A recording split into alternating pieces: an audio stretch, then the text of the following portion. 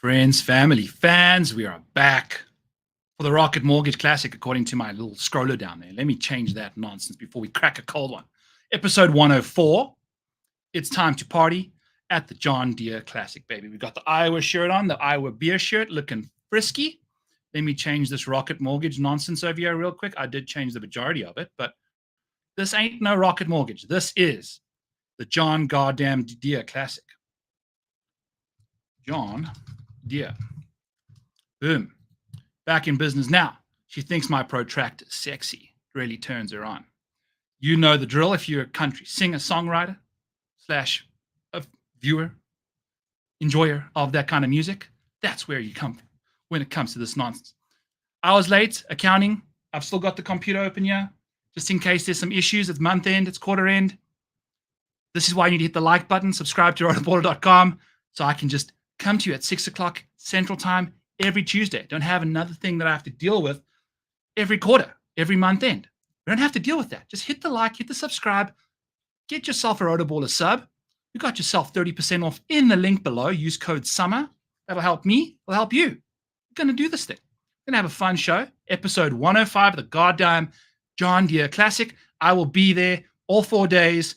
Looking forward to marching around, sweating my ass off in this humid-ass Iowa temperatures, but enjoying some fun golf at a golf course and tournament that is right down the road, 3 hours. But we'll be there. It's going to be a fun time. Looking very much forward to that.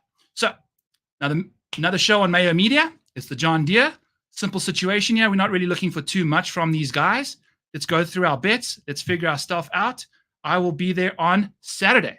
Michael, I'm going to post on Twitter exactly what I'm looking like. And you're going to have to come find me, buddy. I'll buy you a beer because that's what we do over here on Back Nine Beers. Knee sniff time. Yas, what's up, Mike? Mike over here wanted me to shout out his zebra-printed footstool. So shout out to Mike. Didn't think you'd hear that today on the show. And you know what? Since it's been a long week and it's the goddamn John Deere Classic, nice little Busch Light Peach for my man Ed. Beautiful. These things hit like Mike Tyson, baby. Softly and delightfully, but very, very accurately. Anyway, let's get back into it, yeah. We've got some outrights. We've got some placements. We absolutely got rocked last week. 3 top 20 bets, all missed the cut. They were all like the very popular guys. Norin, Mitchell, Jaeger, all just missed the cut. We had an Akshay outright. If you're returning, maybe you're riding that with us. Maybe you weren't. Maybe you had Cam Davis to steal our soul. But I have nightmares over broomstick putts in the middle of a playoff / to force a playoff to win the tournament. Because we had it with Benny on, bricked it.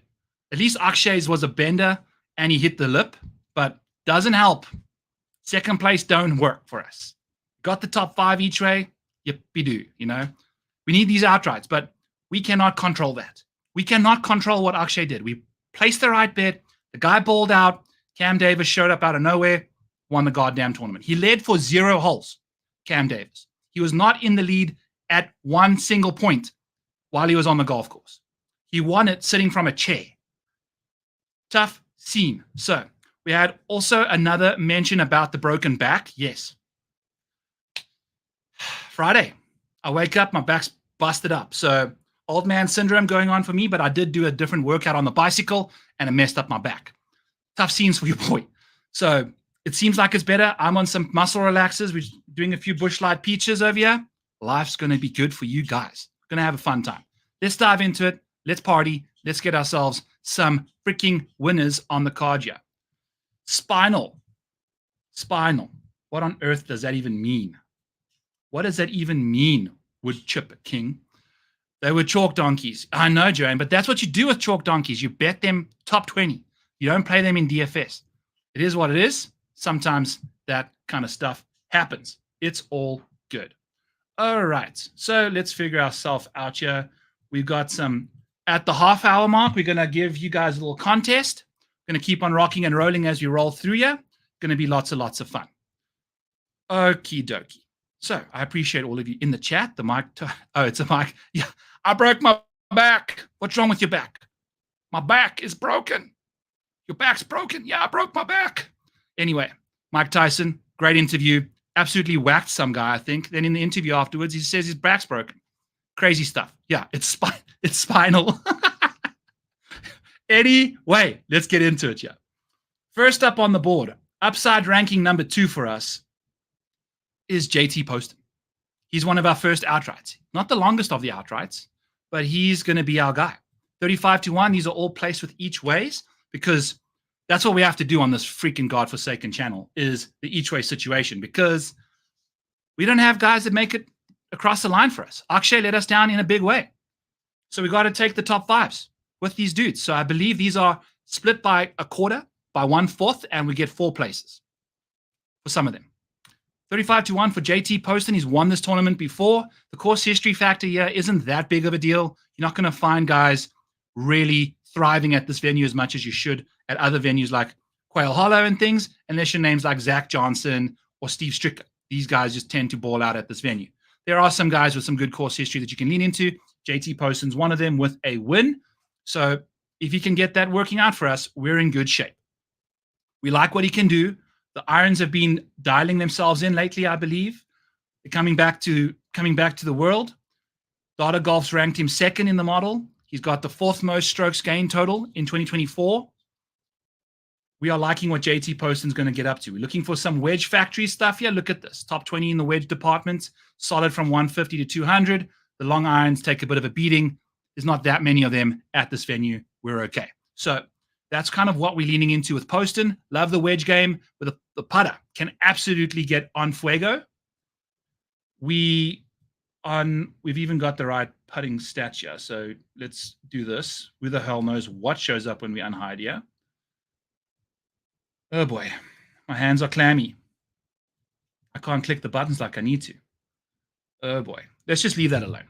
But JT, solid putter. Let's go. We're going to rock and roll with this dude. He's our guy. Par 5 scoring, very, very solid. And that's the reason we like this dude. 35-1 as well. You know, I'm a big fan of this dude.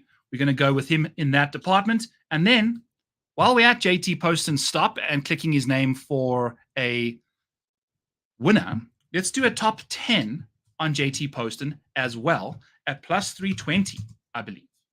Is that correct? JT Poston plus 320 for a top 10. Yes, sir. Just double check that. He's won himself $1,059 freaking dollars so far in the last 12 months, aka the last 26 events. His top 20 markets returned him $459 if you're betting to win 100 every single time. And his top 10 markets, the most profitable, returning $501 total dollars in that market. That's like some seriously good stuff for JT Poston in that situation. So I'm a big fan of his top 10 rates. He's finishing inside the top 10 at a 35% clip.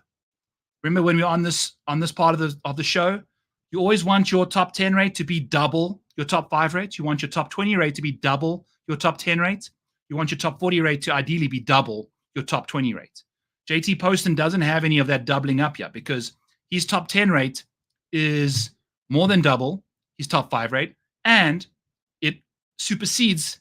If you double his top 10 rate, it gets over his top 40 rate. So the magic spot for him, as these numbers show, is the top 10 bet. 35% of the time in his last 26 starts, JT Poston has notched a top 10.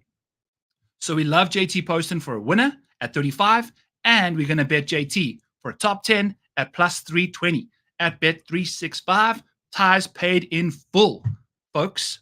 Make sure you're getting that there for yourselves, especially for these top 10 bets, especially for bets that aren't negative odds. You can kind of drift away from those because they're more likely to hit if you're going negative odds. We'll see. Sunjae Im is our number 1 ranked golfer in the model. The guy's game's been trending really nicely.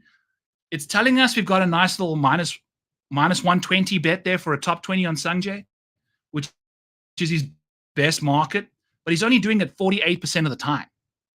So I had to ramp up the raw edge here again because the field's got even weaker since the rocket. And now we're trying to manufacture edges here because these guys playing in the designated events, the signature events, aren't going to have a T20 percentage that's going to match the guys in this field that have been playing the non-signature events. So trying to just boost some guys' percentages for the weaker field is what is going to happen here, because if you're looking at the 48 and wondering why is not showing a 7% negative edge, that's why. we've ramped it up by about 15% extra to just kind of give us something. So I'm seeing a thing over here quickly. Beautiful. You are welcome. I think we're in the clear, folks. Work is now behind us. Let's shut this laptop off. Let's have a nice cold sip of some Peach Bush Light and watch old Sunjae just do his thing. The game's coming back. We're going to play him in DFS, but I can't handle. I'm not a fan of the minus 120 top 20. He's been pretty solid lately. We've got some other bets we like a lot more. You know, his game is just here and there. I don't ever get Sunjae right, so we're going to leave him a little bit alone. So that's Sunjae Im. Play him in DFS, see what goes on. Bet JT Poston to win at 35-1 and for a top 10 at plus 320. Tires paid in full. One of the biggest edges we have in that market. So that's what we like from JT. Moving on down, we got Keith Mitchell. We'll be going back to Killer Keith for another top 20 bet. He let us down last week. Pretty much had the same exact odds. If you take a look at his market here, top 20 bets are his bread and butter. When you take a look at his top 20 rate, it's 38%. The odds are implying that it's a 38% bet at plus 160. So that gives us an inherent 5% edge overall because we've ramped up that little extra 15%, remember? So we're going back to Killer Keith. He's doing the top 20s basically 4 out of every 10 starts. Missed one last week. We're going to go back to the well here. Hopefully he can take care of business for us. It is his most profitable market. So Keith Mitchell, top 20 bet there for plus 160. Tires paid in fullage. Absolute fullage. Oh my God, dude. Yeah. All the purple boxes. You about tossed out your entire. But we called it. We called the Keith. You know, everyone had him in the market there in the DFS. Outright. He ain't a serious golfer. We'll play the top 20 market. Hopefully we rock and roll, folks. So that's what's going on with Keith Mitchell. Top 20 plus 160. He does that about 4 out of every 10 starts the last little while. And then jumping right into Aaron Rai, folks. This is going to be an interesting situation. I really want to bet him top 20 because I don't feel like betting $22 to win 10. And I don't feel like betting my 66 to win my 30. But if we go to plus 100 for a top 20 bet for him, it doesn't quite work out. We've got a negative 12% edge there. Aaron Rai finishes inside the top 20 33% of the time. The odds are implying at plus 100 that it's a 50-50 shot, obviously. That's not going to work for us. But what does work for us is that minus 220. For some reason, the model likes that a little bit more. And it's a delightful situation here. So let's change this to a top 40, back to where we were, and we get our 2% edge. I'm cool with Aaron Rai. In fact, over his last 7 starts, they've all been top 40s. Doesn't matter if it's a US Open, a PGA Championship, Wells Fargo. Lord knows the Rocket Mortgage was a top 40. He's finished top 40 in all 7 of his last starts. We're okay laying this juice. The reason we like this is because the tee to green game is tee to pink game. He's 4th in the field in ball striking, 3rd in the field on approach, 13th off the tee, and rather solid around the greens, sitting 47th. The issue, he's 74th in putting this year. Not ideal. And that can kind of take a beating at this kind of venue. If you're not making enough putts, you can land up getting behind the 8 ball here. But what Rise is so good with and so solid, he's so safe because of his tee to green game, the putter can malfunction a touch and we'll still go back to him in the T40 market and he can still cash that for us. So Aaron Rai, top 40, let's party with him. Put the 2 gloves on and let's see where that takes us because it's been a wonderful run of golf for him. I mean, 7 straight top 40s. Let's go back to the well there. Minus 220. I know we don't like that, but we've got an edge, folks. We have an edge. So we're going to take it. We need to get exposure to Rai one way or another. I wouldn't go the high upside route. I'd go the route that he's doing repeatedly. Last 7, he's done it 100% of the time. The last 21, he's done it 60% of the time. So we love Aaron Rai for a top 40 bet. As Ed shows up in the house, Ed, check it out, bro. I'm going to hide this real quick, take a quick sip. And you know what? Let's do at every 15 minutes. So I'm going to type up while we're going here. Get your fingers ready. Get your thumbs ready. We're going to party with a quick little giveaway here for the model that I'll DM you. You got to DM me back first on X so that I know I'm going to forget. I'm never going to remember who I give this out to. I black out on these shows. But who is, excluding Jordan Spieth, I think I even typed this up, who, golfer-wise, has lost the most dollars in the T20 market in the last 12 months? Not Jordan Spieth. We're not going with that because he's pretty much the top of every single market. So we know that. You guys are good fans of the show. You know exactly who the guy is. Which golfer has lost the most money in the T20 market in the last 12 months? First person to get the name right in the chat here, I'm going to knock you out with a model in your DMs. Mike Tyson, my spine's broken. It's spinal. I'm going to rock you up with the model there. And let's have a quick sip of some Busch Light as we rock and roll. Joanne says Sunjae Im. We'll see. Waiting for some more people to send some love in. Yeah. Joanne's the winner so far. It's the only thing that's come through, but I understand there's a bit of a delay. Christopher saying Cam Young. I don't think he's even in the field. So that's definitely, maybe I should stipulate, in this field, who has lost the most money in the top 20 market? Not Jordan Spieth. Can't be Jordan Spieth because he's lost money everywhere. Guys, it's in this field. JT is not in this field, folks. We need to get it together. Cam Young is not in this field. Guys playing in this field. Got Mav from Ed. Guy just shows up and knows exactly what's going on. Joanne said Im. JT, not playing this week. But he'd probably be high up there. He probably would. He probably would.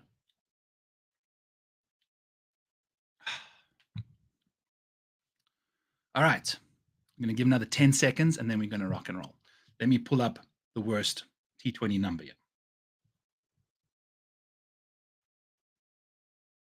Boom. All right. I'm going to hide this so that we can, you guys can't cheat for the next question maybe. And it's neither of these names yet, folks. So we're going to have to just keep it rolling. I'm going to just leave this down here for a little bit. If you fired one off already, fire off another one. I'm cool with that. It's not Jason Day. It's not Eric Cole. It's not Cam Young. Not Justin Thomas. I'll give you a clue though. It is not Denny McCarthy. It is somebody that has won a tournament, but it was with a partner in the last 2 years. Let's see if you guys can rack your brain with that one. It ain't Seamus Power. It ain't Denny. It ain't Eric Cole. Somebody who's won a tournament that kind of rhymes with the Slurich. Yes. I understand that was a bit of a bad question there, but hey, Mike, in the house. Let's go. Okay. Let's show you guys, yeah. Jordan Spieth has lost you $1,261 in that market. Nick Hardy has lost you $560, right behind Jordan Spieth over here. So in the T20 market of Nick Hardy with a 4% T20 rate, ain't going to cut it. But he's got a 31% top 40 rate. So the guy just hasn't made his way through to the top 20 market, folks. So that's the situation we find ourselves in. Also, make sure that you guys hit the live button so that you are exactly live with me, so that when I'm doing this stuff, I'm seeing some names come in slightly a little bit later. Get that stuff coming through ASAP. Mike, make sure you message me on X, please, so I can send you that model. Let's do another one here at the 30-minute mark and keep on cruising down the board over here. Let's get these guys out of here. We're going to sort by upside and get rid of a column or two. Probably going to show up a whole bunch of other columns. Awesome stuff. I love it when it does that. Let's go this way. Boom. All right. Beautiful. We've got some more outrights to speak about. Also, drop your questions in the chat. We'll knock those guys out after the show. Once I've got through all my bets, I appreciate you all. Riley, Joanne, close. Lucas Glover, close. Kind of, maybe not. I don't know. I think Glover's a pretty solid investment for the most part. We'll see. Maybe I do a top 5. Maybe I do a top 10 one next. Maybe it's a percentage. Who's got the highest percentages? But that's for another time. So we've spoken about Aaron Rye. Jason Day pops as a top 10 for a plus 320 bet, but we're not going to go there. I just don't like where his form is in this field. I'm not going to bet you top 10 when your strokes gain total is 20th.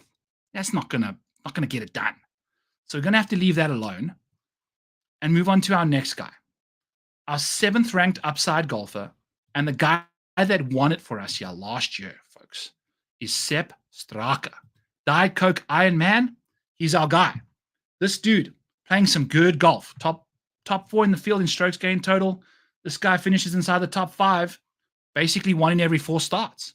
So he's got some serious upside. We've bet him at 20 to 1. We got the 4-way places, so that's going to be a plus 500 ticket, which is kind of nice for a top 4. Not going to pay the tires in full. But Sepp's top 5 market is plus 350. If you haven't bet the outright, this top 5 market pays out a 5% edge on us. We got Seppi implying his odds at plus 350 are 22%. But if you take a look at his top 5 percentage in all these big boy events, he's been playing these signature events like crazy. Sepp, 24% top 5 rate. So in this field, we can ramp that up by about 15% and see what is going on in that world. And we love it. So we love the outright market. We love the each way and the top 5 bet for him. It's his best market so far. Easily, he's gaining over $300 in that market if you're trying to bet 100 to win 100 every time he tees it up in the last 21 starts. So that market's returning you some nice buju bucks. He's won this tournament before. Great form. The ball striking's immaculate. We're going to be hitting greens like absolute crazy here. I'm not too concerned about his shoddy around the green game. The putter, we know. It can fire up whenever the hell it wants to. It happened here at the John Deere last year when his putter went nuclear in those final few. So we got Matt here with a rank these 3. We'll get to those here shortly. We don't have too many outrights this week, so we're kind of just ramping through things here. Denny McCarthy shows up on our model, sitting here in the 7th, 8th hole, and his best market is the top 10 market, and the odds are implying that happens 31% of the time at plus 225. But Denny only finished inside the top 10 at 22% rate, so we're not quite there on him yet, even though he's popping up here pretty high. Plus 225 is a pretty short odds for this dude. For his, interesting situation here, though, if you want to bet Denny McCarthy, I would bet him top 10 versus the top 20 market, because we've got a serious situation where he's finishing inside the top 10 every single time he finishes inside the top 20. That's what Denny McCarthy does. So it's an interesting situation there. He's got that pop upside, but at the same time, T20 rate of only 22% in this field when everyone up north of him he has sitting 32, 33, 40s. Got to get those numbers up. Those are rookie numbers, Denny. You guys can also not see my screen because I'm all the way down here. But here's Denny McCarthy. Do I need to zoom in a bit more? If it wasn't for Jordan Spieth, I'd be able to make these columns smaller, but he's got like 4 decimals we need to deal with here. Okie dokes. Let's do that. And then, perfect. Okay. We're doing fine. We're doing fine. We're up top scares you the most besides Spieth. I'll answer that one here shortly. Maverick McNeely likely is the guy that scares me the most. He doesn't have a top 5 on the PGA Tour. Mav does not have a top 5 on the PGA Tour. I'll repeat. Maverick McNeely does not have a top 5 on the PGA Tour in his last 17 starts. Top 10s are coming through quite nicely, but the top 5 market is not good. Now, did Cam Davis have a top 10 or a top 5 at any point in the last 12 months? No, but he won a tournament. So you never freaking know. We're dealing with a bunch of psychopaths. It is what it is. Life is such. So Mav is definitely overpriced. I mean, look at his strokes gained total. Yes, that's nice. 5th in the field. He's the 5th ranked DFS golfer. But if you think about this venue, if you think about the ability to generate upside He don't got it. He's one of the only few people in the top of the board here that doesn't have a top 5. You got to go all the way down to Andrew Novak to find the guy that doesn't have a top 5. So tough scenes for old Denny or Mav. Sorry, for Mav. We're going to leave him alone. Couldn't quite get there. The top 20 market wasn't it, even though it is his most profitable of the bunch. We're going to keep on scooting down. We got some names that we're going to get into. We got old Lucas Glover over here for a top 40 at -120. Let's get Sepp out of the way. We are speaking about Lucas Glover now. He's $8,700 at the John Deere, where I think he won this thing. He plays great golf at this venue. He's -120 for a top 40. Those are 55% implied probabilities. He's doing a top freaking 40 58% of the time. So he's one of the few dudes in this field that we didn't need that extra 15% edge generated there, because he's doing it 58% of the time in designated events. Granted, is a top 40 in a 75-man field that big of a deal? Considering that field is really stacked with good golfers compared to the John Deere Classic, I would say so. So we've got a nice solid 13% edge there. Lucas Glover for a top 40 at -120. Let's go, man. This guy's course history has been fantasticals, and he does great stuff. Does great stuff at this venue. Top 40 market is where you want to bet him. Yeah, we go. This is a good example of it. So his top 40 rate is double his top 20 rate. Exactly double. Then his top 10 rate is just shy of being double of his top 20 rate. So Lucas has got the blue collar profile we're looking for here. The guys that have those weird ones where the top 10 is the same as the top 20, that's where you find value, because when they pop, they pop. That's what you're looking for using this tool that is available to you guys over at rotoballer.com. I'll be posting that in my article right after this. Woo! Let's take a breath here. Let's take a breath. Okay. Scooting on down. We're going to go all the way to our 25th place guy. His name is Seamus Power, but I think I'm also missing a few guys. We are indeed. We completely skipped over a bunch of dudes.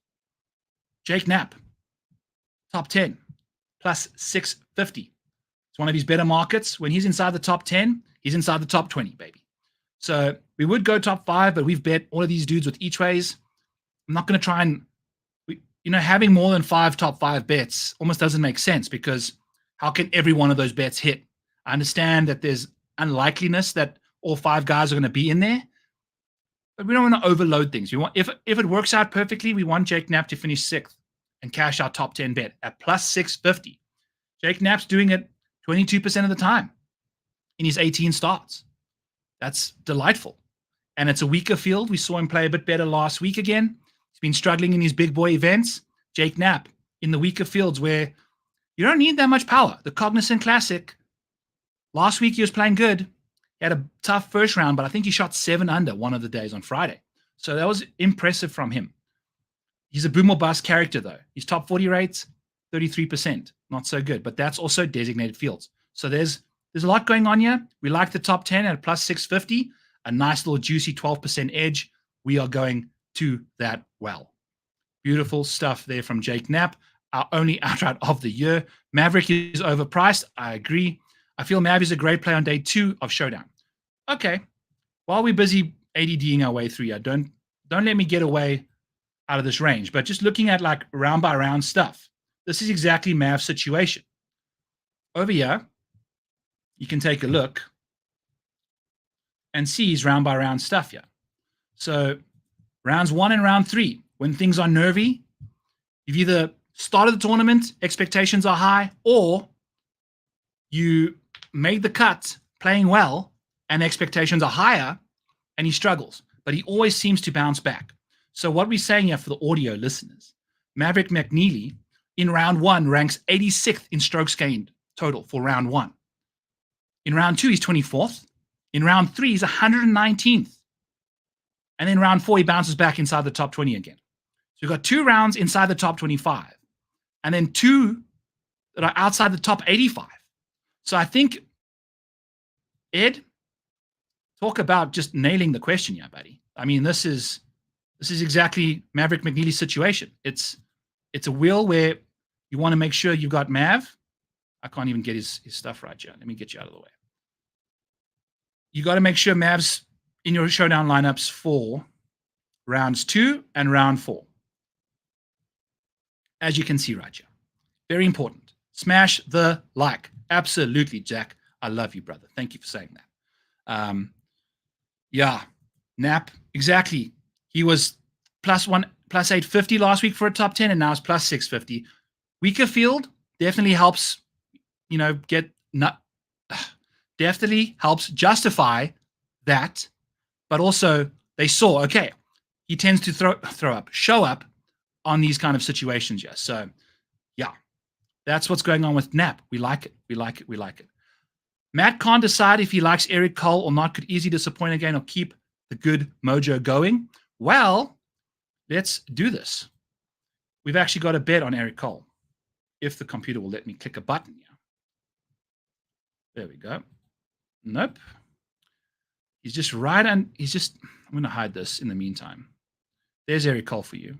And now we finally get some clickage. Click, click, click. Not happening. All right, Eric Cole. We like Eric Cole a lot because we got some really nice odds on him. He's not showing us great recent form, but I took a peek at his stuff, and it looks pretty darn good when it comes to doing what he needs to do. The last 2 starts have been very impressive from him, and I think we don't mind playing Eric Cole for like a high upside play. I think that's what you're kind of looking at here, because he finished nicely last week, but he doesn't have a multitude of top 5s.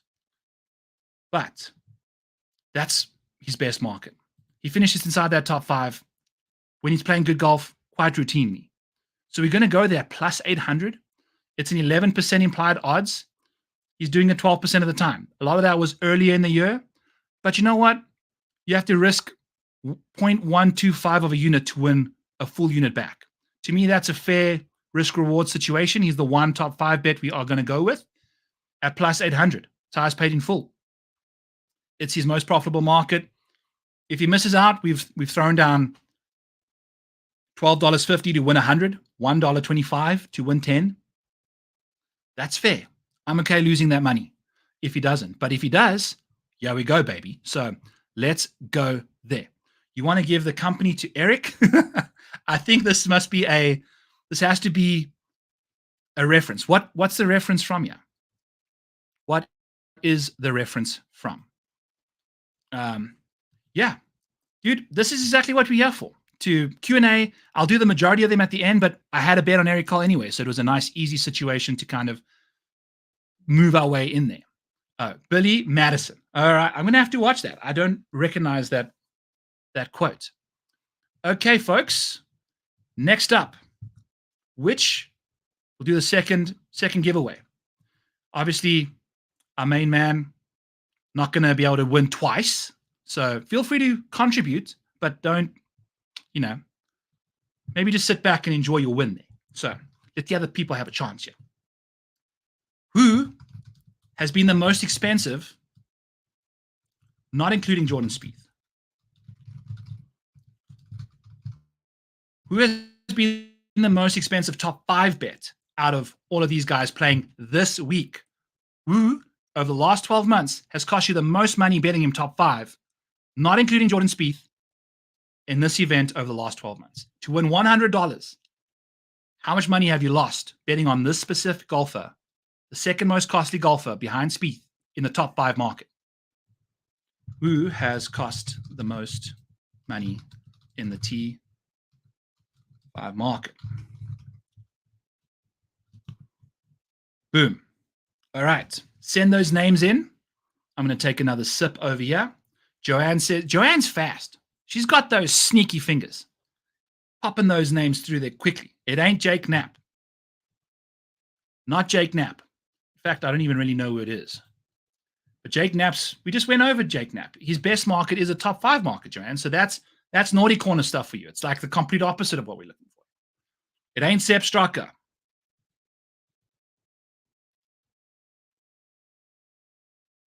It's an interesting name. He's a guy that I bet religiously top 20. He's actually very profitable in the top 20 market.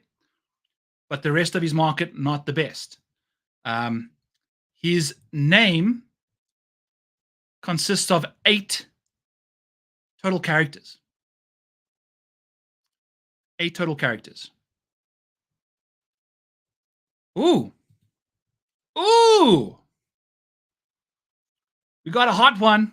Mike, my man. He knows his stuff. He watches the show.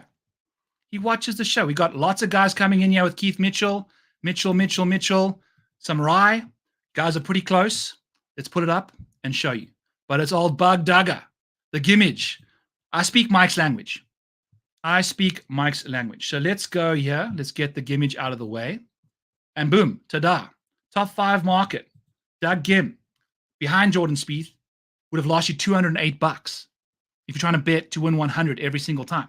However, what you want to do is bet Doug Gim top 20 because he does that at a ridiculous rate. 3 out of 10 times he's finishing inside the top 20, but his top 10, top 5 rate ain't it. So the Gim Reaper, folks, congrats to Mike. I'm sure I'll remember that.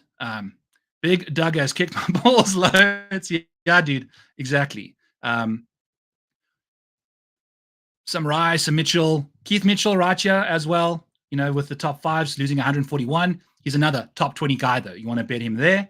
And then Aaron Rye was a close second, $7 behind. So it was pretty close, but no cigar there for Joan. So sorry, Joan, but you what? We're pretty close. No, Joan said Knap. Who said Keith? A whole bunch of you guys said Keith.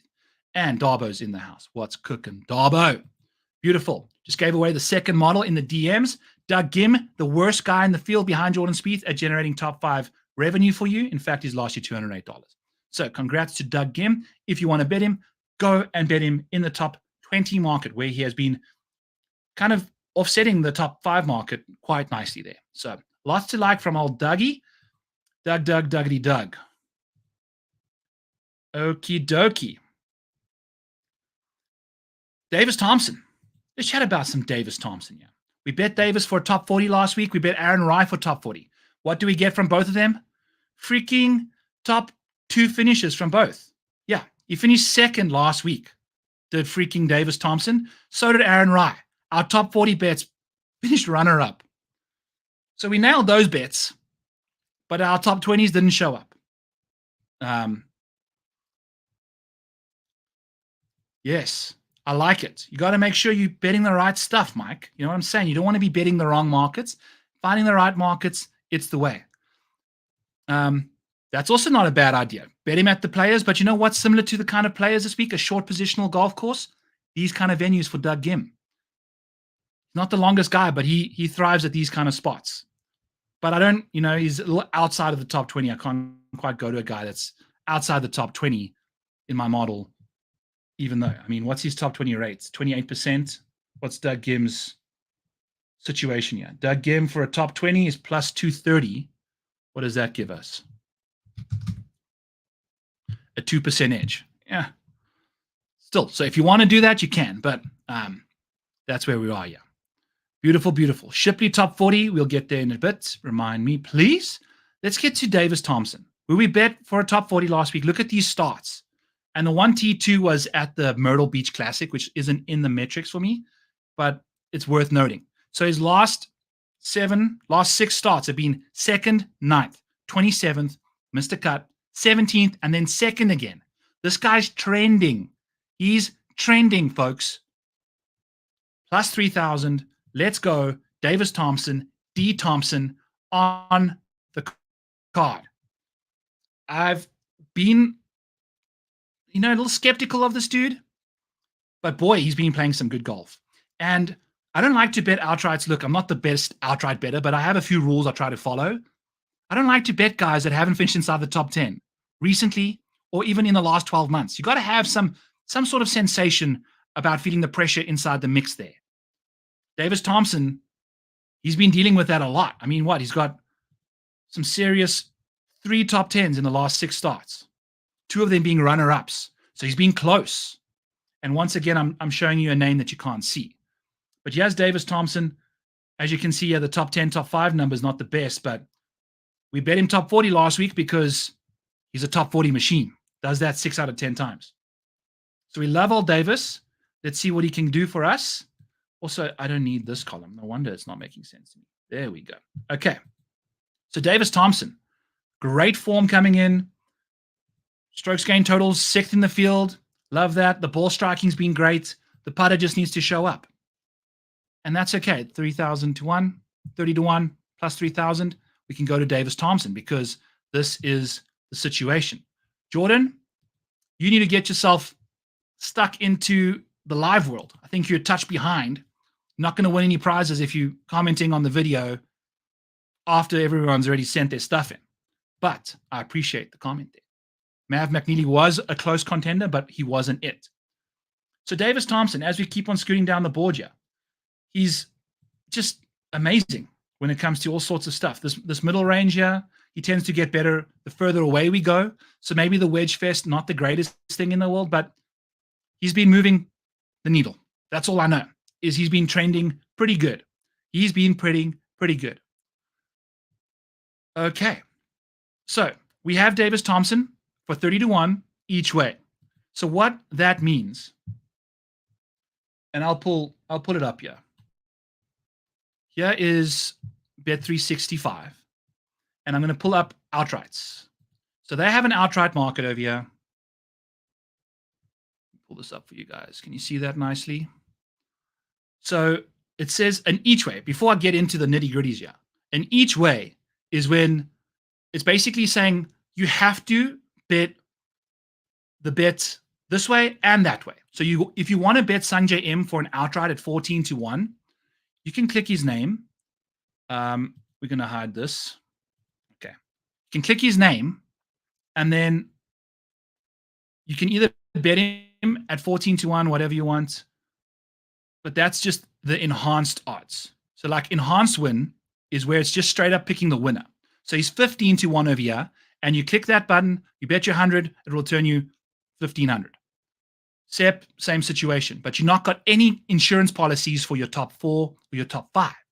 If we go back to the outright markets over here that have the each ways, you can see their odds have got worse slightly, but they give you crappier odds because they're affording you the opportunity to go, all right, I'm taking a quarter of this.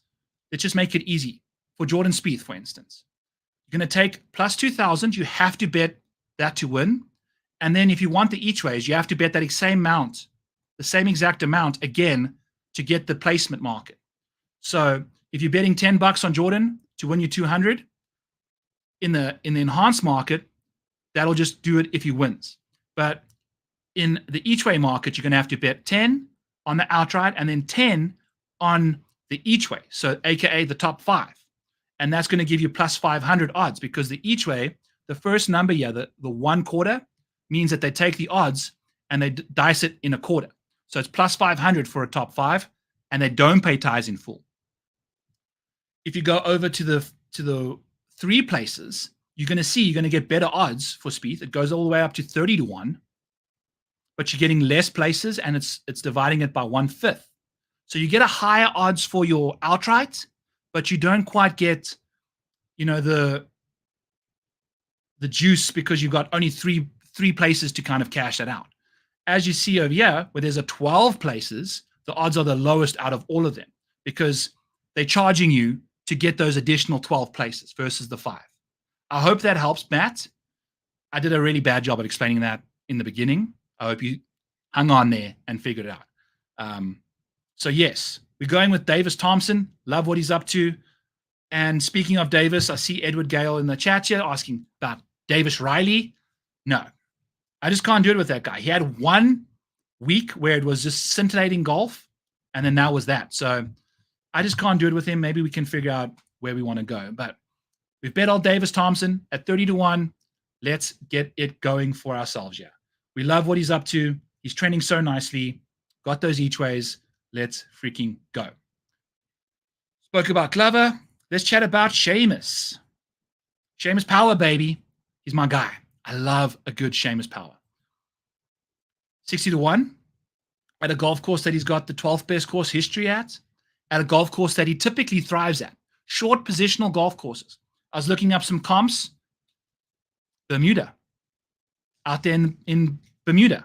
No other way to explain that. Port Royal, I think, or St. George's or something like that. Out on the islands in the windy areas, kind of like a foreign Ireland situation for the Irishman.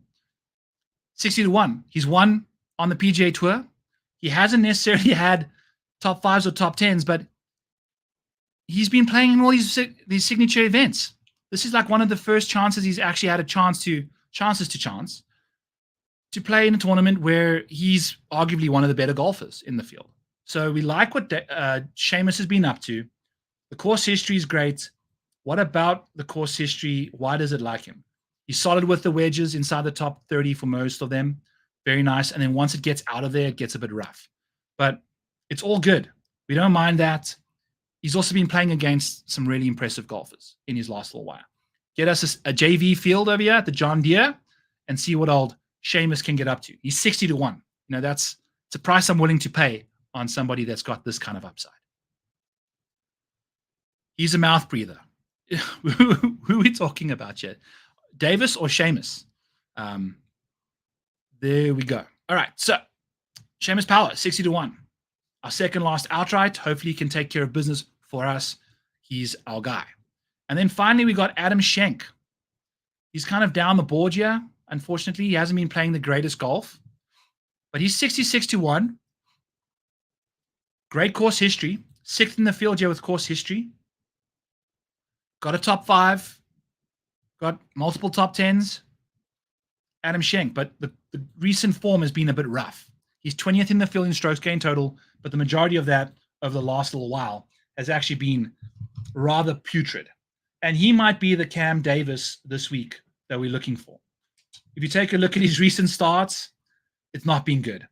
But at this golf course, he can just pop, baby. And that's all we're looking for, yeah. That's all we're really looking for, is for him to show a bit of form back at this venue, show up, win this thing. It's not a bunch of amazing golfers in this field. Hopefully he shows up to the John Deere, kind of rekindles that situation, and goes from there. But it hasn't been good. So we're going to kind of hope for the best with that one. But it was an early morning click on Monday. So that's where we are. Oh, you followed Schenk at the Deere. How was his dad? Was he fun? I'm assuming he was pretty cool. We gotta pull up Neesmith over here for old Mike. Let's do that. And then I'm going to kind of scoot back down the comments here. All righty. So let's, Adam Schenk. All we're doing, hoping we can catch a Cam Davis in a bottle here. Pretty much the same odds and all of that. So you want to hear a cool story? When I was at the John Deere, I was following Kevin Streelman because he was playing with or nearby the guy with the bad back, Morgan Hoffman. I was following Morgan. I had a big plus 650 top 40 on him or something. Made the cut. Didn't quite pull through for the top 40 though. But he's been doing some cool stuff. And then I saw Streelman make an ace in person. And his brother was there. His brother's a pastor. So his brother bought me a beer and bought himself a water. And off we went. His brother was really fun, old Streelman. And he made that ace right in front of us and he bought me a beer. Very, very nice and very generous from the man.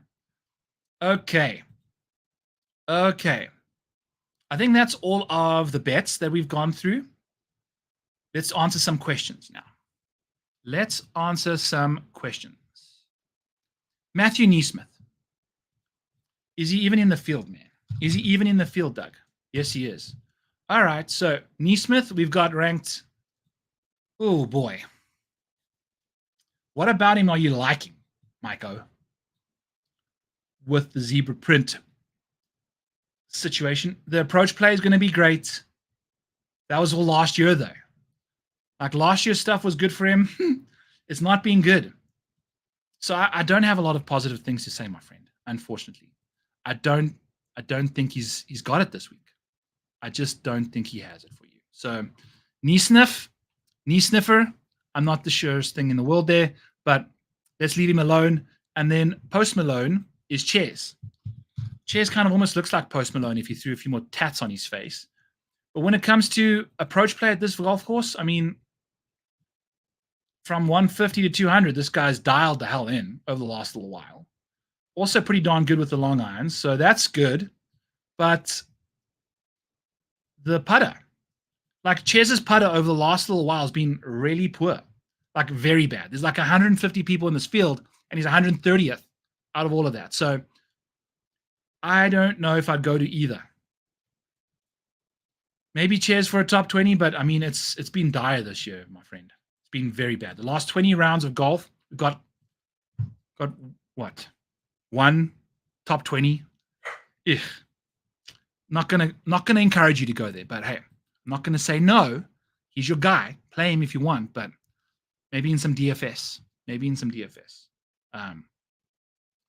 I know the knee sniff is going to happen for sure.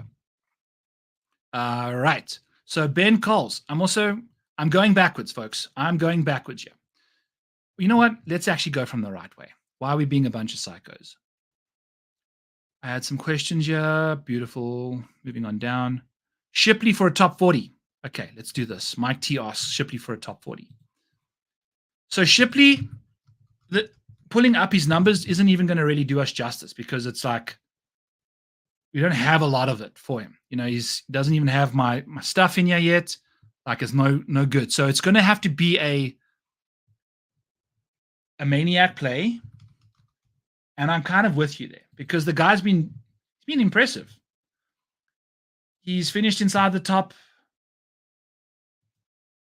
20, finished 26th at the US Open, 20th at the Rocket Mortgage, made the cut at the Masters, and gets it dialed in on the AM sections. Yeah, he's been playing a few amateur events as well this year. It looks pretty darn good for him. I've lost my entire screen. There we go. It's been solid, but it's been so little of a sample size. What is his top 40 number for Neil Shipley? Neil, not McNeely, Neil Shipley. Oh, that's outrights. God damn it. Let's find this here quickly. Top 40, Neil Shipley. Neil. Plus 110. I mean, I'm not going to say no to that. I think the majority of my cards built out already, but 50% or better chance of that happening. I mean, he's been dialing it in. I mean, his last 3 have been top 40s. So pretty darn good. I like where your head's at there, Mike. I'd go with him in that department. Ignored Doug Gim. Gone with that already.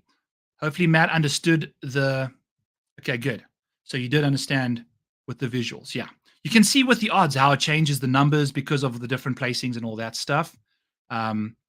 Novak and Todd's thoughts for GPP. All right. Fun stuff. Let's pull them both up here. So Novak doesn't quite have that top 5 we were looking for, but he's found himself in the middle of some top 10s early in the season. Got some solid course history here, 32nd in the field and 25th in strokes gained total.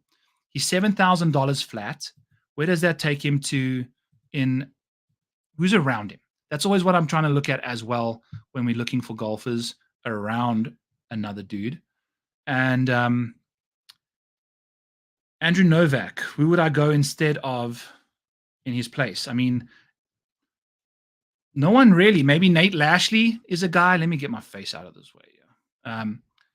I think Nate Lashley is definitely someone you can look at. Just looking at the difference in rankings around Novak. But he's solid. I'm not going to take you away from Andrew Novak. In DFS, both of his rankings are above his DFS rank, so definite value in that department for me. Top 10, top 20s. He's going to give you that. I mean, he's making solid cuts for the most part, 61%. I don't mind him. I don't mind Andrew Novak. I don't mind him at all. And then you wanted Brendan Todd involved here as well. I think Brendan Todd's got even worse odds or even worse price tag. There he is, yeah, $7,300. And his safety's up there, but he drops off when you're coming for an upside. Now, the thing is, Todd's course history, I think he played pretty nicely last time.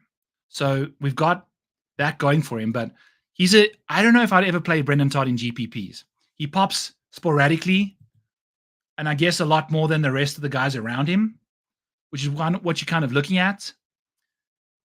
So I'm not going to really chase you away from that. He's got, yes, play Brendan Todd.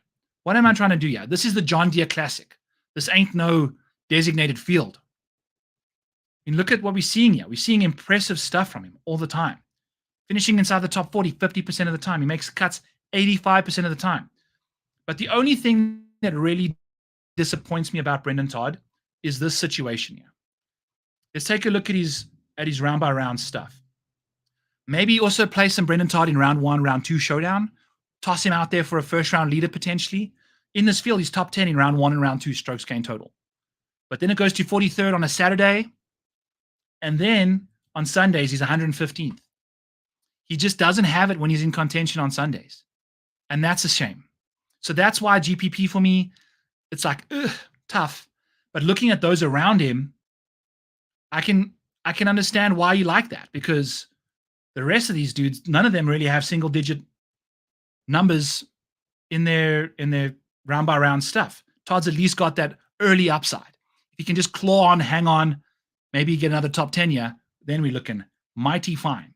So yeah, Andrew Novak, Brendan Todd as some options for GPPs, not a problem in my book. Yellow means playing them in DFS. So I like Nate Shipley, I like Nate Lashley, Neil Shipley, and we also like Andrew Novak. Let's play them all together, folks. I'm a fan. We can do it. The bogey avoidance is Novak's thing. We need to make a bit more birdies, but that was also some stuff from last year. All righty. Let's scoot on down here. Neesmith, we've already spoken about. Schenk, spoke about him. Kelly Craft, let's go, baby. Let's go. And I'm going to get my face back in here, make the screen a bit bigger, because this is the fun part about the show. Yeah, I've got this thing working perfectly for Kelly Craft. And I love old Kelly. He's inside the top 40 every other time he's played the last 12 rounds. Now that spans back quite far. He hasn't played a lot recently, but he's definitely doing some good stuff when he does show up. What about his game? I think it's the approach numbers. I mean, look at whenever he shows up, the approach numbers have just been scintillating. I'm not too concerned about around the green this week at all. And then the putter, he used to be a really good putter. Now the putter's kind of drifted off a bit. Let's see what he can do. The driving accuracy is great. The weighted poor shot avoidance, all of that stuff. I mean, we're looking at some seriously improved iron play here. It's small samples because he's outside the 150 on the FedEx Cup. So we're not getting a lot of run from him. But I love him as a sleeper. I mean, my safety ranking has him at 48th. And his DFS rank is 88th. Now, his upside is 105.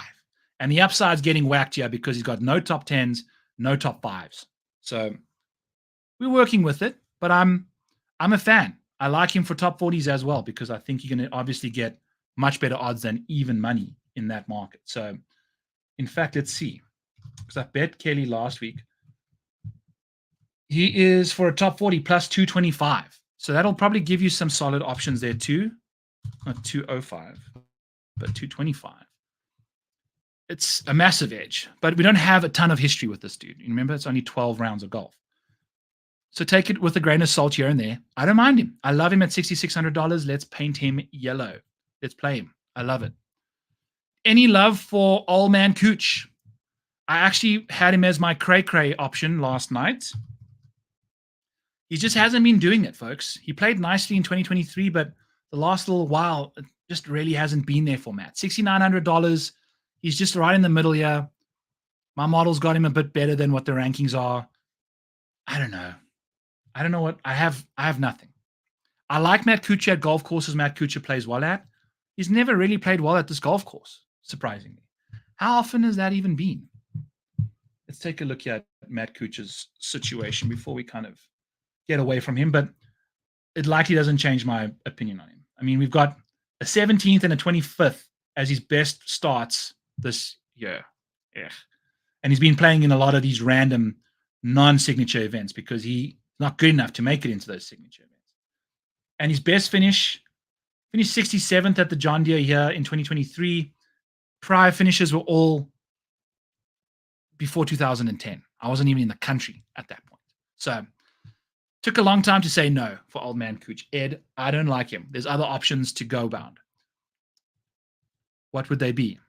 It would be like a Ryan Moore, maybe. A Garrick Higo, maybe. David Skins. I'd definitely go. I mean, David Skins is probably going to be a little more owned than Cooch, but he's playing some good golf. And I think I've been seeing some love from Patton Keziah, but I wouldn't go there either. Some nice options there to get off of him. Ben Cole's top 20. Let's take a look. Let's take a look. How do you spell this guy's name? Coles. Okay. Top 20. Does that about 1 in every 5 starts. Don't mind it. He's top 10 rate, though. I mean, he's top 5 rate as well. I think he popped up right there. Nice stuff for Ben. When was the other top 5s? I need to add that to the rest of my model so I don't have to keep pulling up this stuff. His name is spelled weird. You want to put the H early, but it's not quite getting there. So we got a T20 at the Rocket last week. Nice. Irons were dialed the hell in. Looks like that's kind of his jam. CJ Cup finished 2nd. Puerto Rico Open had a 6th. Outside of that, it's not really been the greatest. And the CJ Cup, he choked away. So that was almost a win. He just makes a freaking par on the final hole, and I think we're good to go.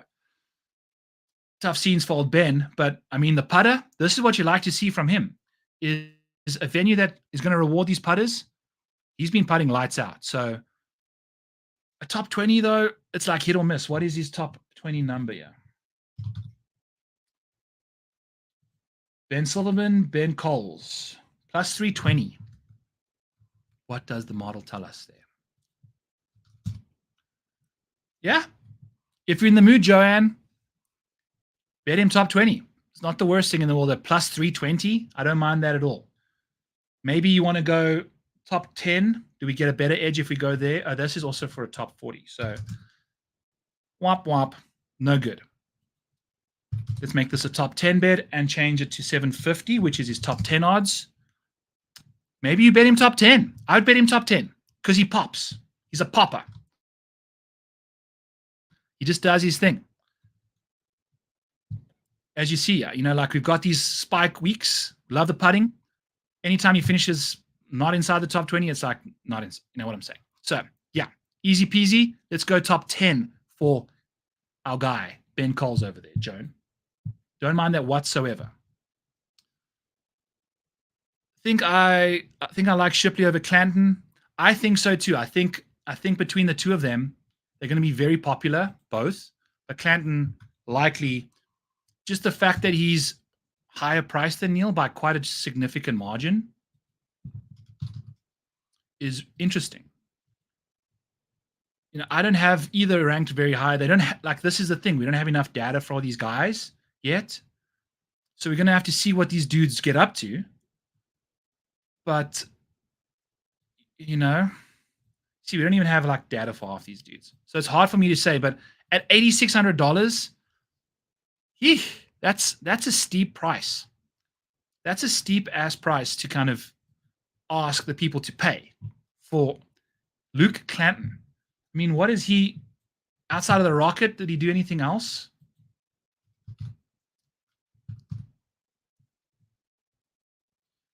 He doesn't even have a freaking track record yet. Cool.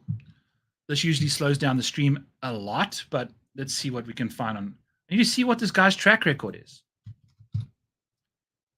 Clanton. Boom. Was it last week the only time you really had a good week?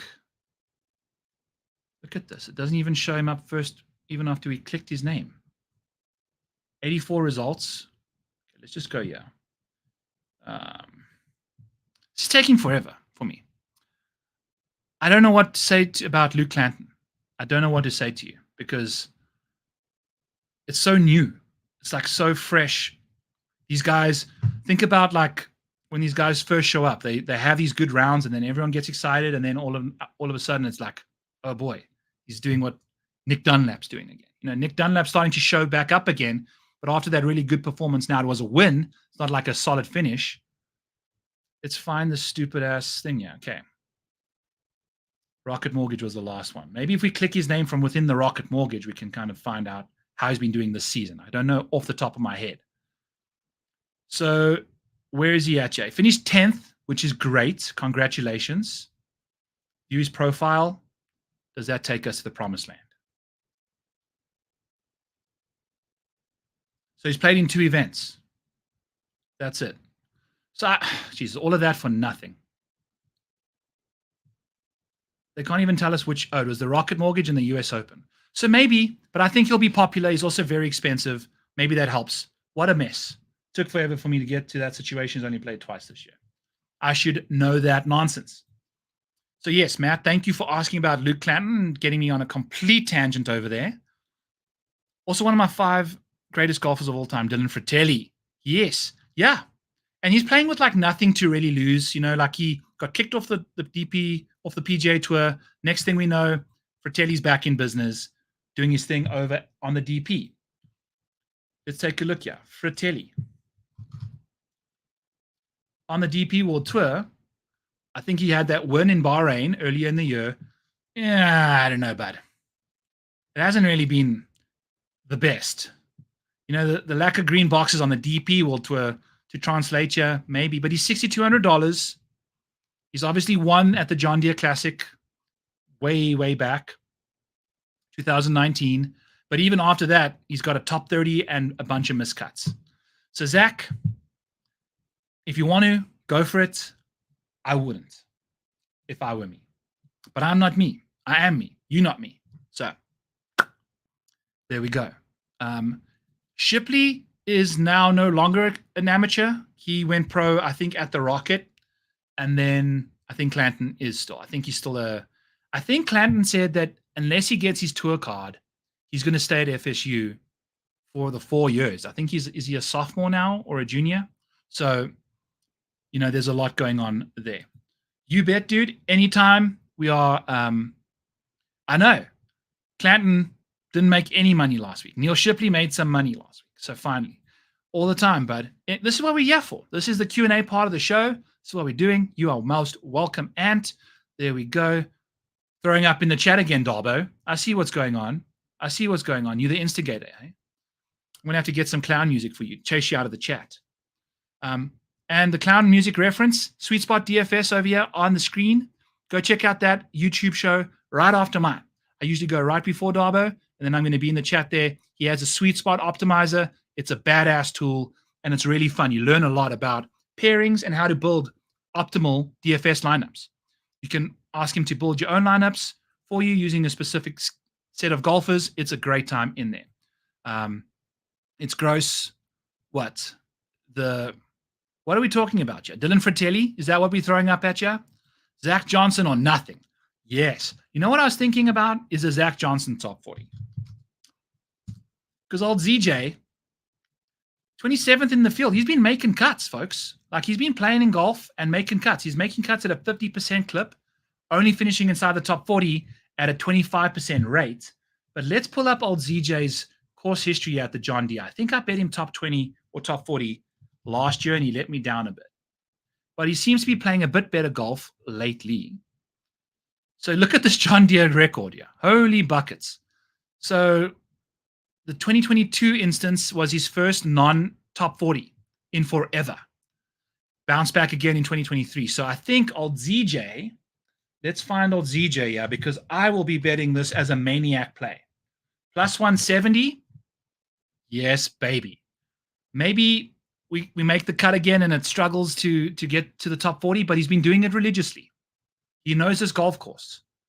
And the top 40s have been coming a bit better. You know, he's been playing much better. And the putter is starting to fire up again, which is good to see. Goes to a golf course, obviously got sensational value there. Let's see what happens if we go plus 170 for a top 40. Going to give us a negative edge, but it's pretty close still.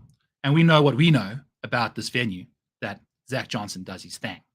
I can't do Cooch anymore. I could do ZJ. Beautiful. Catching up to the chat here anytime. Ed, you are most welcome. ZJ going to at least make the cut, isn't he? Dude, exactly. So I'm glad we're kind of getting into the Zach Johnson situation. I like him for a top 40 at plus 170. Give it a grip. You know, like Why not sweat the dude that's Mr. John Deere, really? You know, I don't think Strika's in the field. Probably, is Strika even in the field this week? No, he's not.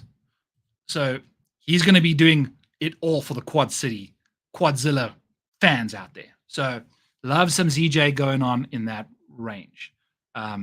He's definitely going to make the cut. Potentially, he's done it a million times at this venue. He's golfing good. Yes. Okay. So Bung is who you guys are speaking to each other in. Yeah, I got you. Yeah, I know. Isn't that the funny thing? Since he's been the captain of the Ryder Cup, his game has got better. He was like, you know what? These guys sucked. The captaincy sucked. I need to get back on the team. He's never going to make the team again, but you know what I'm saying. Love this course in the past. Okay, we're still speaking about ZJ. Yeah, okay, cool. So we finally arrived at top 40. Let's go. ZJ top 40, squad ride. Let's go, baby. Plus 170. Got Ant asking here about Hodges. You know, he flies under my radar for some reason. But maybe we find something here that kind of makes some sense for us. I'm going to click this button one time and completely screw everything up. No, we're good. Okay, beautiful. What do we think of Hodges? Well, he's $7,500.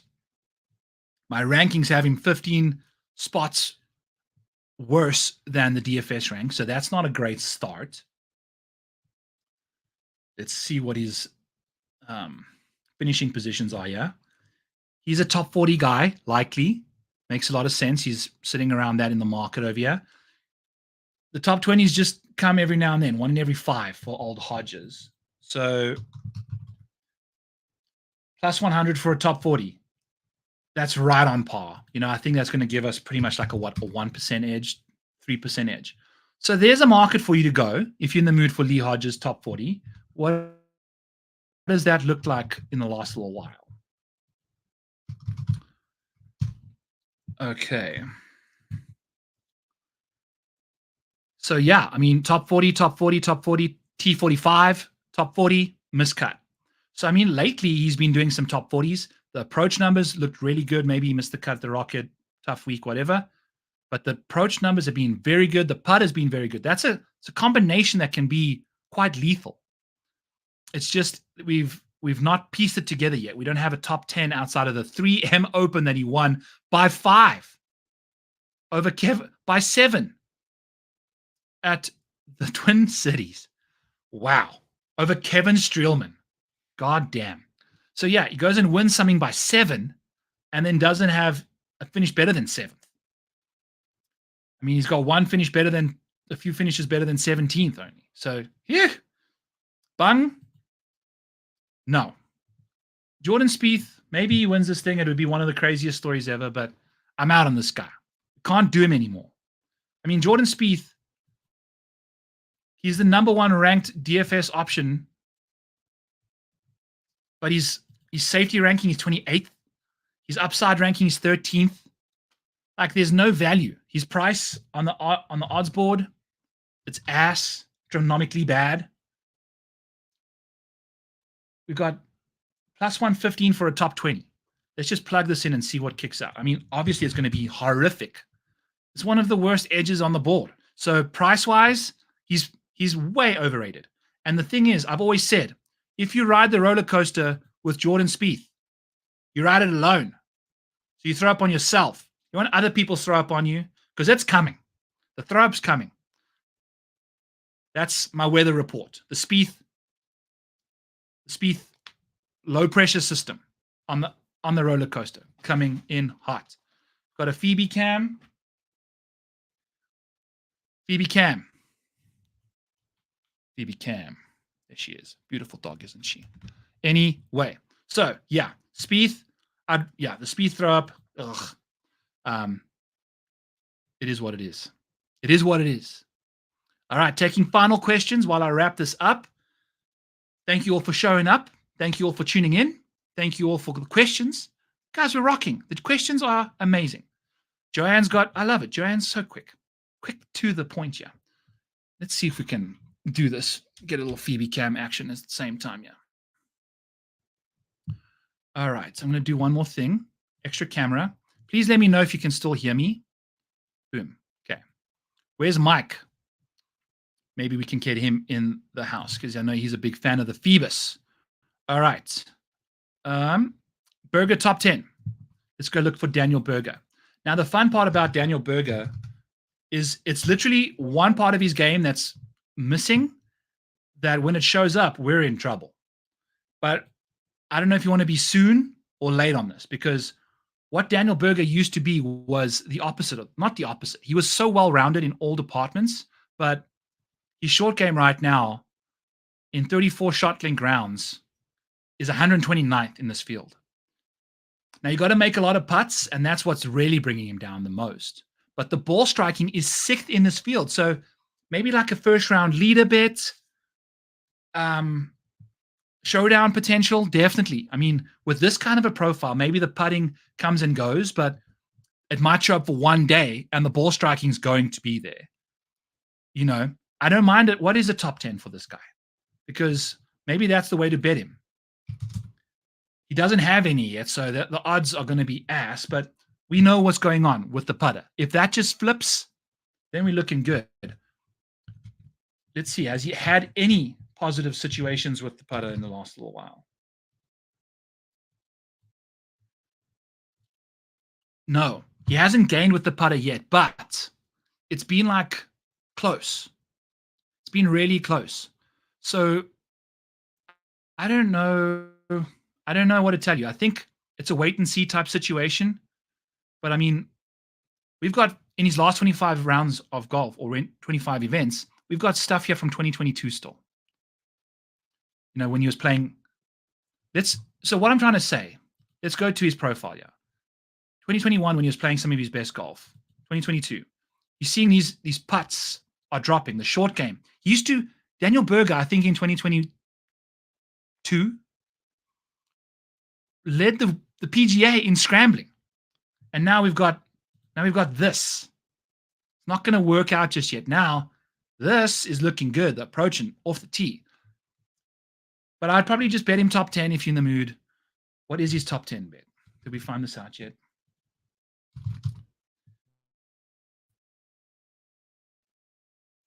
Plus 550.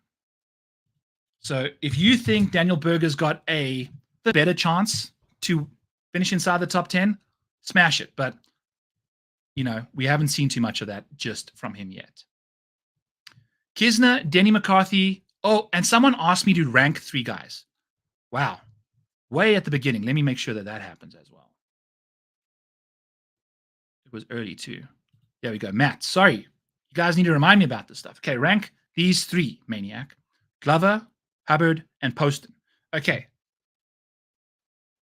Poston, Glover, Hubbard. And I'll tell you why. We've already spoken about Poston. Obviously, he's an outright. He's like top-ranked guy, my model, all of that stuff. We're going to see a lot of that from him. I mean, Poston's like 10th in DFS price, but second in my model. He's my value guy this week. I know Spencer would likely be on him this week again. We're in on Poston. Then if you just scroll down a little bit more, we've got Glover over here. So Glover, let's see. Let's do, because Poston, in my opinion, is in a totally different stratosphere compared to Glover and Hubbard. And Hubbard, folks, is one of the most fascinating case studies I've ever seen. And it's a total situation of I don't give a fuck over the weekends. Excuse my French. But you cannot, and I repeat, cannot have made as many cuts as Mark Hubbard has, an 81% clip, and then only finish inside the top 40, 41% of the time.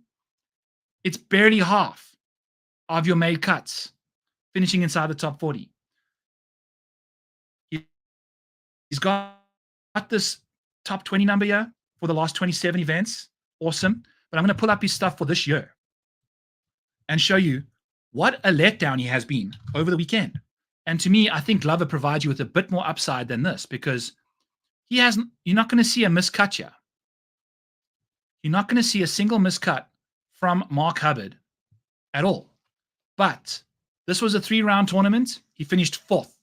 Maybe he falls all the way out of the world when it comes to round 4 at Pebble Beach. That was his best finish. That was his only top 5. without a teammate, which he finished third at the Zurich. Obviously, a non-important event. Then, prior to that, he had a T20, and that's his only top 20 outside of the fourth at Pebble. I mean, look at this. How many top 40s have we had? 1. So in the last last 6 starts, he's made the cut in all of them. We've got a 26th at the PGA Championship, which I think he was like inside the top 10 after round 2 and finished 26th. The rest of the time, it's disgustingly bad. And you can see it in his profile over here. If we go all the way to the end, he's 45th in round 3 scoring, 23rd in round 4, but round 1 and 2, he's 7th and 13th. So he's like much better in that department. Lucas Glover on Saturdays really likes to play some Saturday golf. So I'd be leaning into Glover in round 3 for sure. That seems like a place to kind of go to. So that's the situation here. Are you in the mood to have a guy make cuts at a ridiculous rate and not finish inside the top 40?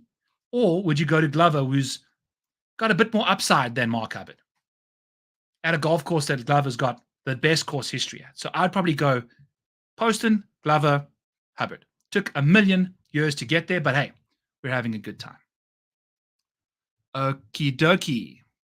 Scrolling all the way back down here. I can't believe I remembered that one even. Andy Putnam. Okay. For a top 10. Okay. I think you're going to like what you see. I think you're in the right space here, Mike. Putnam. Look at this. Boom. Top 10 bet. Immediately. He's 15th in safety, which is, whatever. Let's find old Putty. Putty putt.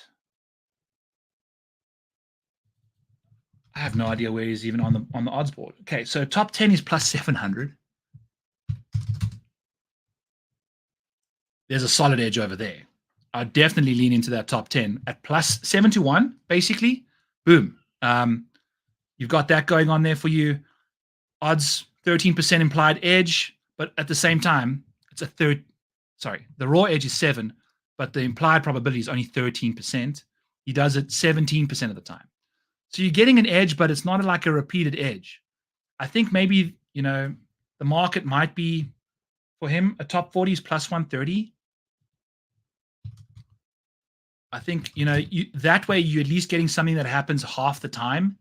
And the odds that they're implying are 43%, yet his top 40 rate is 46 without adjusting anything. Then you adjust it, we get a nice little edge here. So I would go to Putnam for a top 40 instead. It happens a lot more often than the top 20s and top 10s, right? Because old Putnam, what's he been up to recently? It's not been good. It's not been good. So yeah, I don't know. When it's just like red in the ball striking column, especially lately, Mike, no. I've seen enough. Can't do it with Putnam. Even though the odds are saying nice, juicy stuff, can't do anything with that. Ben Griffin this week on our good birdie percentage rates, I believe. Yeah, man. Let's take a look at old Ben Griffin, yeah? Ben Griffin, pull his ass up. Again, he's one of these dudes that is a top 40 machine.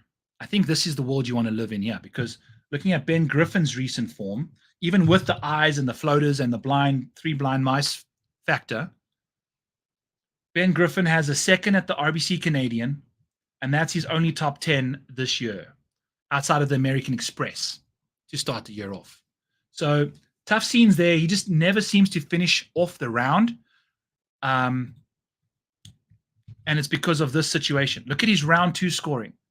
Incredible stuff. Round 1 always gets him out of contention, it seems. But guess what I did? I bet him as coming off of surgery last week. His round 1 scoring is ridiculously bad. I bet he's over on strokes. He finished inside the top 10 after round 1. He shot -5.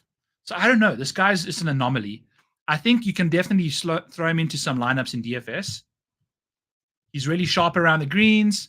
He's got all the tools you're looking for. And he's ranked exactly the same for all 3 different things here. DFS rank, upside, and safety. all the same, 21st in the field. So there's no real edge. It's a pick your poison type situation there. I think that's what we're getting here. I don't see him winning this tournament. I'll put it that way. But he's, the odds reflect that. Great interactive show. Yes, man. This is what I'm trying to do. I appreciate Pat bringing me more customers and more commenters because we're on Mayo Media now completely. Back Nine Bets is kind of collecting a bit of dust. I need to figure out a new strategy in that department. But this is still Back Nine Bets just on Mayo Media. My brother, Bar Canal, what's up, my man? Any love for Campio, top 20? Woo! That's a name out of nowhere. Campio, oh hey. See, he's gonna. No. Even looking at the odds, like a 9% hit rate in that market, but it's been one top 10 in his 11 starts. Not ideal. So, yeah. The around the green game being his best trait around the John Deere is not going to help you. It's not going to help you. So we're not here to say hip hip Jorge. We are here to say hip hip stay away. Unfortunately. All right, Chris, you're showing up as we're wrapping things up, my friend. We've been doing this for 86 minutes. Michael Kim, yeah, you spoke about him in the Discord with us. So let's take a peek. Throw some throw-ups in the chat there. Let's take a look at Michael Kim. We pretty much threw up all over himself as we went along. All right, so let's got 3 Kims and Michael's at the top. Good stuff. So Michael Kim, again, top 5 rates lacking, top 10 rates lacking. Just been struggling overall.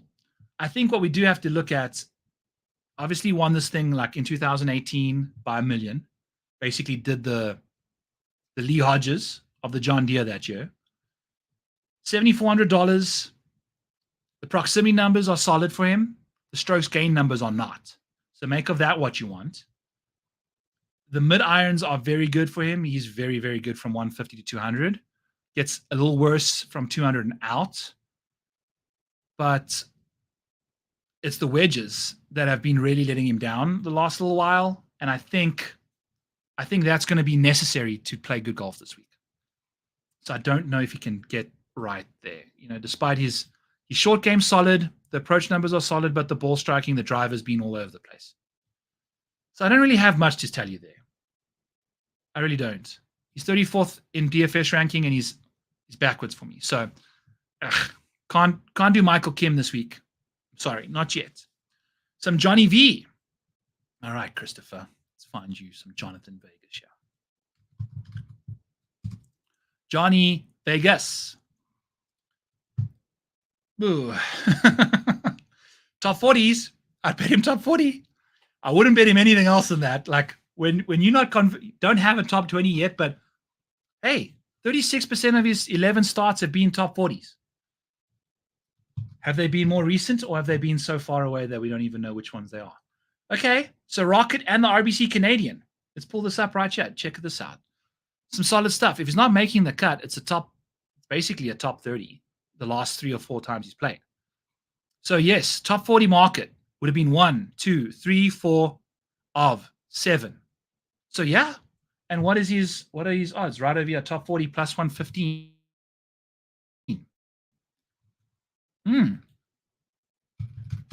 Drapes in here coming out. Oh, raw edge not quite there for us. The 36%.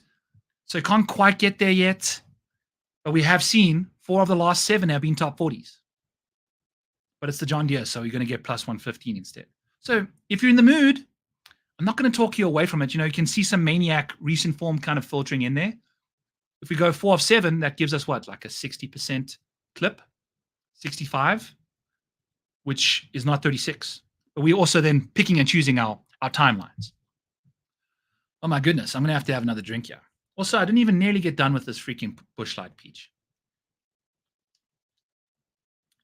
All right. So we've got, what about Lashley? I'm a fan. I think we used him as a pivot off of somebody else earlier.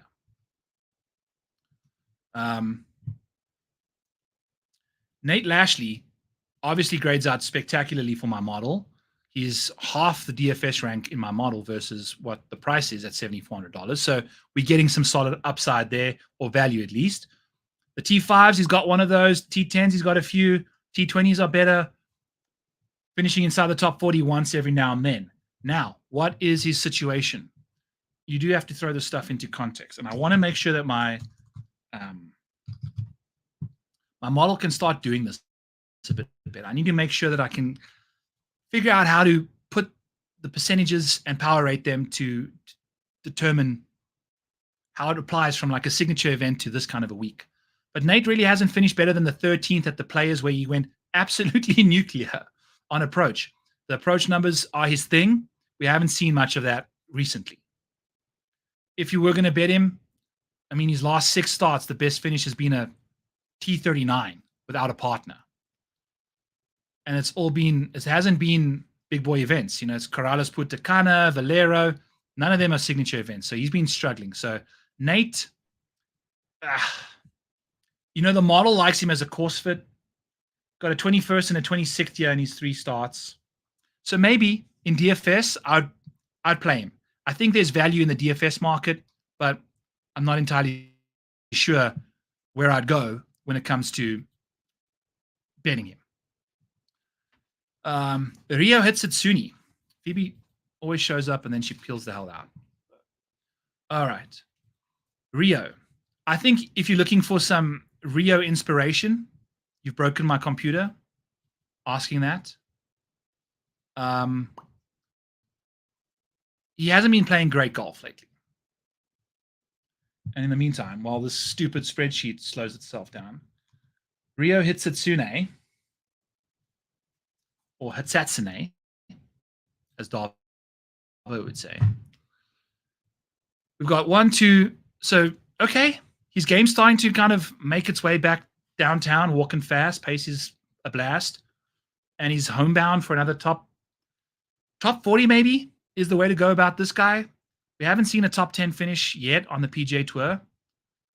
We've had a few top 20 bets, but he's been finishing 1, 2, 3, 4, 5 of the last 6, 7, 8, 9. So solid. You know, he's batting over a 50% success rate over there. And I need you. I'm glad you recognize that one. But yeah, maybe top 40. What does his top 40 market look like here? Is my computer back to not being a little stubborn? We're not going to say bad names on this thing. Yeah, so the DFS worlds, they've got him way overpriced compared to what I have him right now. As you can see, yeah, the top 40 market's the way to go with this guy. So maybe we go there. Maybe I might even ride this with you. Who asked this? Simon? Oh, that was Lashley. It was Farcanel. Farcanel. All right, let's find this dude. What's his name? Rio. His top 40 market is even money. We know that that's going to give us an edge just based off of his actual top 40 rate. Woohoo! So far, I wouldn't do the top 20. I would lean into the top 40. His top 20 market is plus 230. So remember, we've got a 15% edge there. 230 for a top 20, negative 2% edge. So you want to go to the top 40 market. We're getting plus money, even money for that. He's been doing it quite routinely as well. So the upside's missing a bit, but I love him for a top 40 bet. And I'm going to consult with Spencer and make sure I'm a fan, but I would imagine that's probably the way to go about betting this guy. Beautiful, beautiful, beautiful. Low owned 7K or less. Beautiful. Let's do this. We're going to go number filter less than 7,001. And then we're just going to go filter by upside. And see who shows up first. Max Graceman shows up as our first option. Hasn't really done too much with the top 20 market, but at $6,900, you're going to get a top 40 3 out of every 10 starts. So that's not terrible. I do like to see a few more top 20. So like David Skins, the consistency is not going to be there for you, unfortunately, but his upside is. So at $6,900, I'm a fan of David Skins for sure. Ryan Moore, always going to be intriguing at a venue like this with the course history, but we're not going to really get too much love from him. You know, like 26% T40 rate is pretty ass, but 17% of the time he's inside the top 20 isn't terrible. Also, I'm hiding stuff again. God damn it, Byron. Okay. I'm a big fan of Chan Kim. I like what he's been up to. You know, got a solid T20 rate. Love him on these easier courses. You know, in my Corn Ferry research situation, I would go, and Chan was like one of the top easy scoring condition guys. Where is he at here? Looking at easy scoring conditions, Chan is 12th in the field. Some of that's some Corn Ferry events in there as well, but that's strokes gained raw strokes gained. So love him at these kind of venues. Chan Kim will be in the player pool. Ryan Moore, DFS or bets. I think what we're seeing from Ryan Moore is, I think I just went over him right now, and I think we can't really remember exactly. I'll get back to that chat in a bit, but I'd probably play him in DFS. I don't trust him as a bet right now. Okay, so CT Pan for me is always going to pop quite nicely if he's healthy. He's super cheap as well, $6,200. Mac Meisner, however you want to say that name. Been playing some solid golf. Dude does his stuff. He's 7,000 flat. We'll see. I think he's going to be a popular option, but he's been doing his thing. I mean, top 58 in strokes gained total for the last little while. Who's the CT Pan doing some good stuff? Kevin Doherty doing good things. I don't know about him. Sam Ryder, you definitely want to play this guy in DFS if you're looking for points. He just dominates the points world. Carson Young, what's he been doing?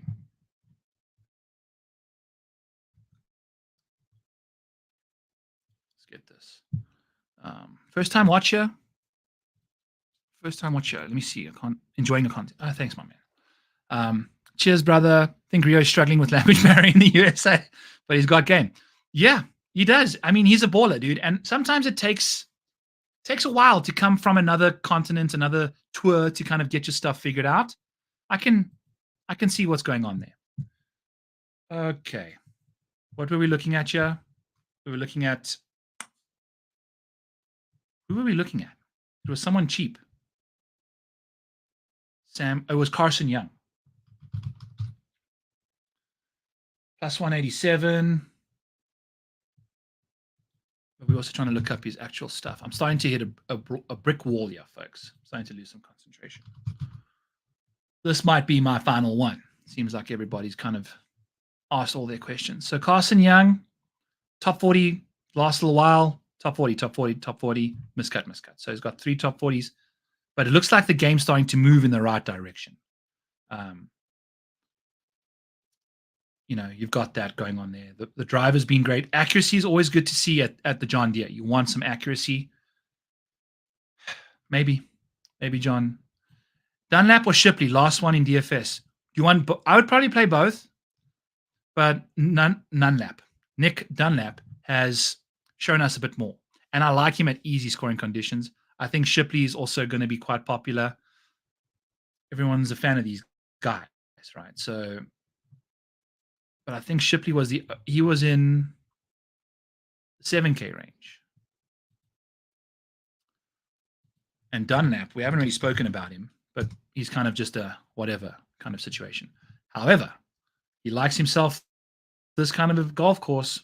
So yeah, but he's $8,900. Jesus. That's ridiculous. $8,900 for Nick Dunlap? What on earth has he done to deserve that? This ain't no Nick Taylor. T10, T12, T24, T11. Since his win, he hasn't had a top 10 yet. At $8,900? Woo! That's tough, boys. That's tough. The ball striking solid. I think he putted his brains out at the American Express, so that makes a lot of sense. But I don't know. Maybe. He's very sporadic. At $8,900, man, that's a tough sell. That's a tough sell. Yes, overpriced, under-owned, but at the same time, the value. You know, Like, where's the value on the price tag here? Now, both my rankings have him 25th and 22nd, yet the DFS rank is 12th. Ideally, you're looking for a low-owned guy that you have value on. So let's see. For instance, like Kevin Yu at $8,800, his ownership will be significantly lower than Nick Dunlap, and they've got a pretty similar top 10 rate. Don't talk about the top 20s and top 40s, but pretty similar top 10 rate. You know, but if you're in the mood for Nick Dunlap, this is the John Deere Classic. You know, that's the thing. He's 17th in the field in strokes gained total the last little while, but he's 12th in DFS. So, you know, there's a bit of missing value there. But if you're a fan of Nick, I'm not going to talk you off of him. It's just the prices. Hey. So, boom. Hour 40. Fun times. You know, I could do this all day with you guys, but you ran out of questions. Just kidding. Thank you so much all for tuning in. Don't forget, use code SUMMER in the description below. 30% off our Rotoballer stuff. It's everything. Spencer's stuff, Spencer's bets, my bets, in the Discord, the tools. I'm still working on a nice badass tool that's going to provide you guys all of this stuff, showing you the edges for the different bets and stuff. I'm working on something that you can like change the amount of time that comes into the percentages that you use to work on. Like if you want to just look at the last 3 months, I wouldn't suggest that you're looking for a nice sample size. That's typically what I like to do. But that tool is going to be coming out here soon when I get a gap. I'm going to build that bad boy, make it badass. It's going to be fun. We've also, if you haven't seen, got the $100 bill shirt hanging on the poster here. It's freaking time. It's freaking goddamn time. Sepp Straka, Davis Thompson, JT Poston, Seamus Power, Adam Schenk. Let's go. You 5 guys, get your ass into the winner's circle this week. It's go time. We want to wear that shirt. It's getting dusty. It's getting rusty. And I'm not a fan of that. We need to hit a winner here soon. We've got our guys. We hit the John Deere last year. I'm going to be there all 4 days. I'll be kicking balls into the rough if I have to. Not going to do that. But I appreciate you all. Hit the like. Subscribe to Mayo. Don't forget to sign up to rotoballer.com using code SUMMER. Catch you guys next week, Tuesday. Boom.